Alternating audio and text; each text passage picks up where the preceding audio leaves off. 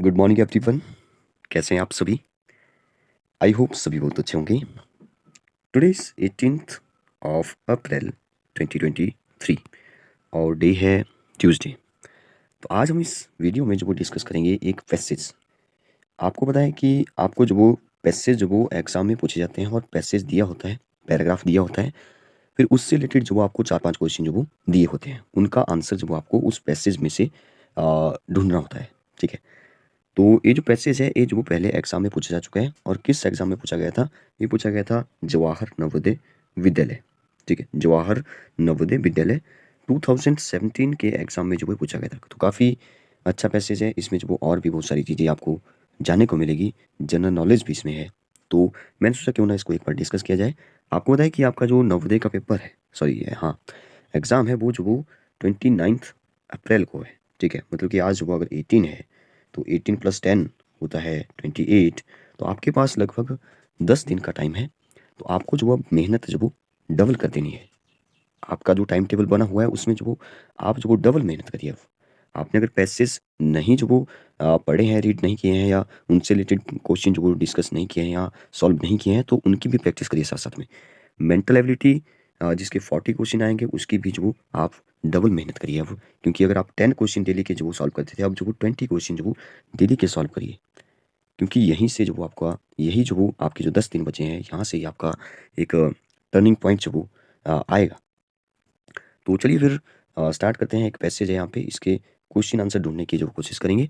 मुझे लगता है कि ये जो पैसेज होते हैं, एक बार में जब आपको पूरा पैसेज पढ़ना होता है, फिर जो वो 4 क्वेश्चन जो आपको इस बार आएंगे, तो 4 क्वेश्चन मतलब कि एक पैराग्राफ से 4 क्वेश्चन एक ही बार में सॉल्व हो जाएंगे। और एक क्वेश्चन के लिए टाइम देखिए कितना है आपके पास। देखिए आपके पास टाइम है टोटल मतलब कि एक आपके पास टोटल होंगे 80 क्वेश्चन, जिसमें से जो वो 20 क्वेश्चन जो वो अर्थमेटिक्स मैथ्स होगा, और 20 क्वेश्चन जो वो आपकी लैंग्वेज मतलब कि पैसेज होंगे, और 40 क्वेश्चन होंगे आपके मेंटल एबिलिटी के। तो ये हो गया टोटल आपका सिलेबस, मतलब कि 80 क्वेश्चन। तो 80 क्वेश्चन और कितना टाइम होगा आपके पास? टाइम होगा आपके पास 2 आवर का, 120 मिनट। 2 hour means 120 minute. अब देखिए, अगर मैं एक क्वेश्चन यहाँ से निकाल लूँ तो 120/80 कर दूँ। ठीक है, तो 0 से 0 कैंसिल, 12/8 का मतलब है 4 से कट जाएगा, 4 3 जा एंड 4 2 जा, तो 3/2 आ रहा है। मतलब कि एक क्वेश्चन के लिए 3/2 मिनट्स आपको चाहिए। और 3/2 का मतलब है 3 का हाफ। जब 2 से डिवाइड होता है तो 3 का मतलब कि आधा हो रहा है। तो 3 का आधा जब वो 1.5 होता है, 1.5 मतलब कि 1.5, 1.5। आपके पास एक क्वेश्चन के लिए जो वो 1.5 मिनट का टाइम है। और एक क्वेश्चन के लिए 1.5 मिनट मतलब कि 1 मिनट और 30 सेकंड का जब आपके पास टाइम है। तो आपके पास एक क्वेश्चन के लिए काफ़ी टाइम है। और तो यहाँ पे जो वो 4 क्वेश्चन मुझे लगता है कि 2 मिनट में आप जो वो सॉल्व कर सकते हैं। तो यहाँ पे आप जो वो टाइम बचाएँगे, और उस टाइम को जो आप बचाएँगे उसका यूज़ करिए फिर जो भी अरिथमेटिक्स के जो वो कैलकुलेशन वाले क्वेश्चन हैं, जिसमें 2-3 मिनट जो वो कुछ क्वेश्चन में जो लगने वाले हैं। कुछ एक क्वेश्चन होंगे, 1-2 क्वेश्चन होंगे बीच में, जिसमें जो वो टाइम लगने वाला है। तो उसमें जो आप इस टाइम को फिर इन्वेस्ट करिए। तो ऐसे जो वो कुछ इस तरह से आपको इस पूरे एग्ज़ाम को जो वो बैलेंस करके चलना है।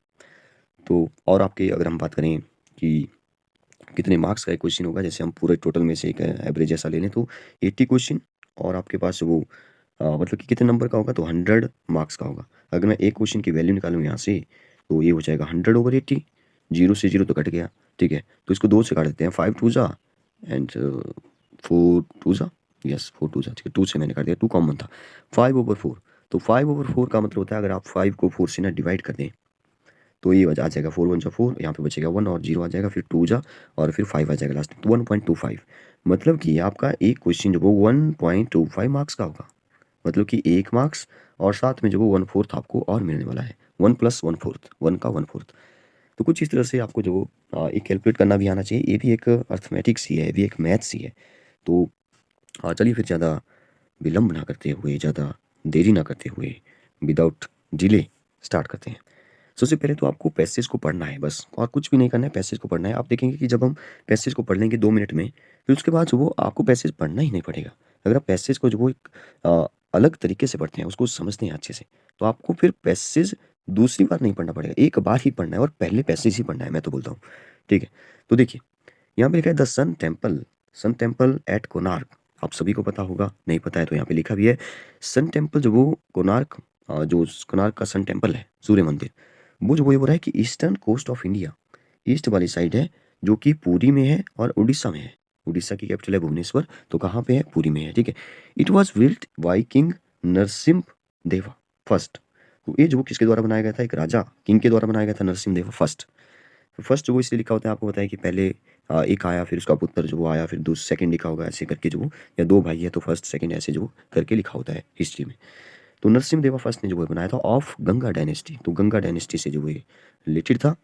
The temple is famous for its gigantic structure. Gigantic का मतलब होता है एक विशाल, ठीक है, एक विशाल स्ट्रक्चर, बहुत बड़ा स्ट्रक्चर के लिए जो वो प्रसिद्ध है। And larger than life sculpture, ठीक है। लार्जर देन लाइफ, इसको सुनिए, larger than life. Larger than life का मतलब है कि एक बहुत बड़ा वेरी बिग स्कल्पचर, मतलब कि मूर्ति के लिए जो वो प्रसिद्ध है। The sculpture in the temple increases its beauty, ठीक है। जो भी यहाँ पे मूर्तियाँ हैं, जो भी स्ट्रक्चर बनाए गए हैं, वो जो वो इसकी ब्यूटी को, इसकी सुंदरता को जो वो बढ़ाते हैं। आगे क्या, the large sun image and the female musician figures. इसको आप समझिए, ये जो वो थोड़ा सा अलग बना रहा है यहाँ पे, क्योंकि इसने लिखा कि द लार्ज सन इमेज, क्योंकि सन टेम्पल है, large sun image and the female musician की जो फिगर्स है, gives a different kind of quality to this temple.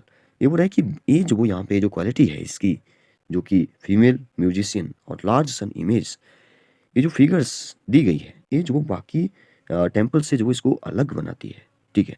आगे लिखा है, they are formed on the terrace above the bottom and middle level.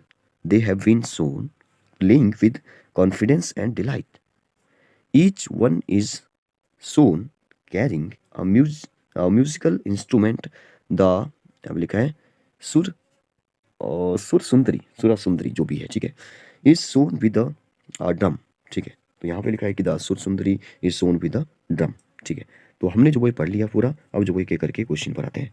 First question यहाँ पे, the Konark temple, first option है is on the eastern side of India, बिल्कुल सही बात है, हमने अभी पढ़ा ईस्टर्न साइड है, लेकिन बाकी भी आपको पढ़ना पड़ेंगे, क्या पता क्वेश्चन में ही गड़बड़ हो सकता है, या कोई और ऑप्शन में भी वैसा ही लिखा हो, लेकिन तो फिर उन दोनों में जो आपको एक जो वो छांटना है जो बिल्कुल सही आपको लग रहा है, जो ज़्यादा सही लग रहा है, ऐसा होता है। Was excavated by a king of the Ganga dynasty, ठीक है। तो ये जो वो देखिए, इसका मतलब है कि जो देखिए, इसका मतलब है कि एक्सक्लेवेटेड का मतलब होता है कि मतलब कि खोदा हुआ, ठीक है, ज़मीन में से मिट्टी से निकाला हुआ, मतलब ऐसा तो हमने नहीं पढ़ा। जबकि हमने पढ़ा है कि ये कि जो वो गंगा डायनेस्टी का ही एक किंग था, उसके द्वारा बनाया गया था, खोदा नहीं गया था, तो ये बिल्कुल गलत है, ठीक है। नेक्स्ट है the increase is the beauty of the sculpture, ठीक है। ये बोल रहा है कि ये जो वो कोणार्क टेम्पल जो वो इंक्रीज कर रहा है ब्यूटी ऑफ स्कल्पचर, ठीक है, ये नहीं कर रहा है। इसकी जो जाइगेंटिक स्ट्रक्चर और जो स्कल्पचर है, जो मूर्ति है, वो जो इसकी सुंदरता को बढ़ाते हैं, जबकि उल्टा लिखा है, तो ये भी नहीं होगा। Is known for musical instrument, क्या ये म्यूजिकल इंस्ट्रूमेंट के लिए जाना जाता है? नहीं, ऐसा हमने नहीं पढ़ा, म्यूजिकल इंस्ट्रूमेंट के लिए नहीं जाना जाता है। जबकि यहाँ पे लिखा है each one is shown carrying a musical instrument, the surasundari is shown with the drum, ठीक है, ड्रम के साथ जो वो यहाँ पे शो की गई, तो ऐसा लिखा है, जबकि इसके लिए नहीं जाना जाता है, ठीक है। नेक्स्ट, तो इस फर्स्ट क्वेश्चन का जो आंसर है वो हो जाएगा is on eastern side of India, first will be the right answer. Next देखिए, अब देखिए हमने जो वो पढ़ा नहीं पीछे जा करके, हम पता है कि क्या क्या यहाँ पे लिखा है। आगे लिखा था टेम्पल इज फेमस फॉर, किस लिए फेमस था वो? यू स्ट्रक्चर के लिए था, या सेकंड ऑप्शन है कि द स्टोन यूज्ड, जो भी वहाँ पे स्टोन यूज किए गए हैं उसके लिए प्रसिद्ध था, ये तो हमने नहीं पढ़ा है, ठीक है। स्टोन के बारे में नहीं पढ़ा कि स्टोन के लिए फेमस था। इट्स फेस्टिवल वहाँ पे होता होगा, लेकिन हमने ऐसा बिल्कुल भी नहीं पढ़ा है। जो आपको पैराग्राफ में गिवन है उसी से ही आपको आंसर जानना है, ऐसा नहीं कि आपने कोणार्क टेम्पल के बारे में और भी बहुत सारी चीज़ें पढ़ी है और उससे रिलेटेड जो यहाँ पे ऑप्शन है तो उसको ठीक कर दे, नहीं, जो लिखा है उससे ही आपने आंसर बनाना है। Its position in the country, position जो वो इसकी ईस्टर्न साइड है, तो इसलिए जो वो ये फेमस नहीं है। जबकि हमने पढ़ा कि is famous for gigantic structure and sculpture, तो वो अपने एक जाइगेंटिक का मतलब ही मैंने बताया था जब हमने पढ़ा था कि एक बहुत बड़ा विशाल स्ट्रक्चर के लिए प्रसिद्ध है, तो इट्स ह्यूज स्ट्रक्चर, तो A will be the right answer. Next है the temple is different from other temple because, तो ये टेम्पल जो वो दूसरे से अलग, जो वो दूसरे टेम्पल से अलग है, तो क्यों? ऑफ इट्स साइज, ऐसा हमने नहीं पढ़ा साइज के मामले में, ठीक है, जबकि वहाँ पे लिखा था इसके बारे में, इसमें लिखा था कि वो of the figure of the female musician, देखिए एक तो देखिए इसने लिखा था, हमने पढ़ा है यहाँ पे, देखिए यहाँ पे लिखा the image at the female musician, यहाँ पे लिखा the sculpture in the temple increase its beauty, figure gives a different kind of quality, ठीक है।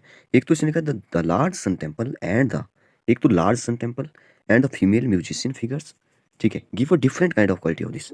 तो एक तो इसने बोला कि द लार्ज सन इमेज, तो यहाँ पे द लार्ज सन इमेज तो मुझे नहीं लगता कि लिखा है। देखिए यहाँ पे ऑफ इट साइज जरूर लिखा है, लेकिन द लार्ज सन इमेज नहीं लिखा है। द लार्ज सन इमेज लिखता और ए वाला नहीं लिखता तो वो सही हो जाता, ठीक है। It was build by king, ठीक है, किंग के द्वारा बनाया गया था। लेकिन इसने बोला कि अलग क्यों है, किंग के द्वारा तो बाकी और भी बनाए गए होंगे। Of the faces of sculpture, इसके बारे में ऐसा नहीं लिखा है, फेसिस ऑफ स्कल्पचर मूर्तियों के फेसिस के बारे में नहीं लिखा है। तो third will be the right answer. Next question है सुरा सुंदरी इज, तो सुर सुंदरी जो वो क्या थी, ठीक है। तो यहाँ पे लिखा है कि the name of the king, नहीं ऐसा तो हमने नहीं पढ़ा। At an image of the sun, नहीं ये भी ऐसा नहीं लिखा है, इमेज सन की इमेज थी।